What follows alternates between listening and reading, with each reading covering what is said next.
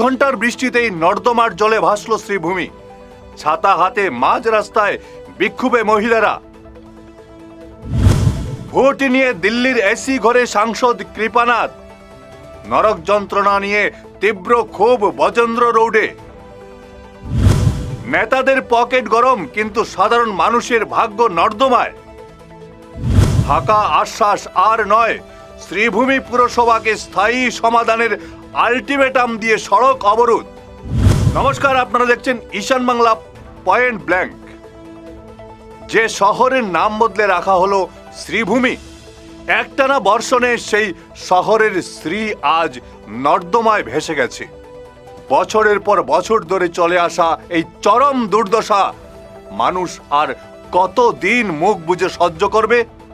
আজ সেই জবাব চাইতেই সব উপেক্ষা করে ঘরের চৌকাঠ পেরিয়ে এসেছেন এলাকার ক্ষুব্ধ মহিলারা। ছাতা হাতে মাঝ রাস্তায় এসে বসে পড়েছেন মহিলারা।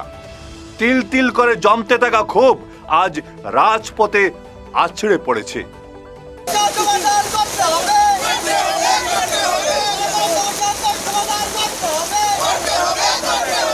সবচেয়ে বেহাল দশা শহরের বজেন্দ্র রোড এলাকার। সামান্য বৃষ্টি হলেই নর্দমার নোংরা দুর্গন্ধযুক্ত জল মানুষের শোয়ার ঘরে ঢুকে পড়ে।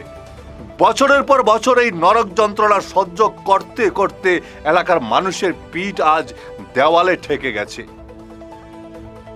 আর কোনো উপায় না দেখে দীর্ঘদিনের এই জমা ক্ষোভের বহিঃপ্রকাশ ঘটালেন মহিলারা। আমরা বজেন্দ্র রোডের যে জলের যে সমস্যা, আধা ঘন্টা জল দিলেই, বৃষ্টি দিলেই প্রচন্ড জল হয়ে যায়। আর এই জলের কারণে আমরা প্রচন্ড সাফার করতে লাগে। আমরা প্রত্যেকটা মানুষ যে ঘরে আজকে অতটা বোতল থেকে জল উঠছে না, সেই ঘরেও জল। আমরা ঘরের জিনিসপত্র নষ্ট হয়, আমরা বাচ্চার পড়াশোনা, বয়স্ক মানুষ ঘরে থাকলে ডাক্তারের অসুবিধা, বহুত কিছু আমরা সাফার করতে লাগে। আমরা প্রচন্ড মধ্যবিত্ত পরিবারের মানুষ।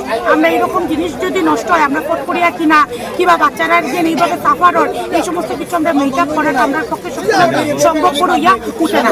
যার কারণে আমরা এই আমরা শান্তিপূর্ণভাবে আমরা ওয়ার্ড কমিশনার আমরা সবরে কইতে আসলাম, কিন্তু তারা আমাদের কোনো কিছুতে বাধা দেয় না। এই ওয়ার্ডে তিনটা ওয়ার্ড কমিশনার আছে, একটা ওয়ার্ড কমিশনার আইছে না, প্রশাসন থেকে মিউনিসিপ্যালিটি থেকে এখন পর্যন্ত একটা মানুষ আইছে না। যেন আমরা যেন এতটুকু সাফার করি। আর বজেন্দ্র রোডের জল এটা পুরো মানে কইতে গেলে এত অঞ্চলের প্রত্যেকটা মানুষে জানে, কিন্তু সলিউশনের লেগে একটা মানুষ হয় না। খবর লইবা পর্যন্ত কোনো ওয়ার্ড কমিশনার কেউ করে একটা বারো খবর লয় না। প্রবল বর্ষণ উপেক্ষা করেই আজ সড়ক অবরোধ করে নিয়েছেন তারা।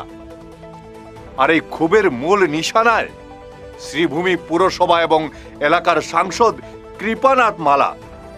মহিলারা সরাসরি তোপ দেখে বলছেন, আমাদের ভোট নিয়ে দিল্লির এসি ঘরে বসে থাকা সাংসদ আজ কোথায়? নির্বাচনের সময় বড় বড় প্রতিশ্রুতি দেওয়া কৃপানাথ মালা আজ কেন নীরব? বিপদের দিনে কেন তার কোনো দেখা নেই? ফোন করা হয়েছে তো একজন অসুস্থ, একজন একজন সেই, হাজারো বাহানা। পাবলিকের পছন্দ, পাবলিকের অসুবিধা তারা বুঝতেই চায় না।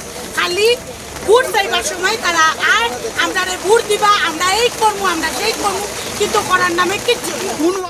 ভোট আসে, ভোট যায়, নেতাদের পকেট গরম হয়, কিন্তু সাধারণ মানুষের ভাগ্য সেই নর্দমার জলেই হাবুডুবু খায়।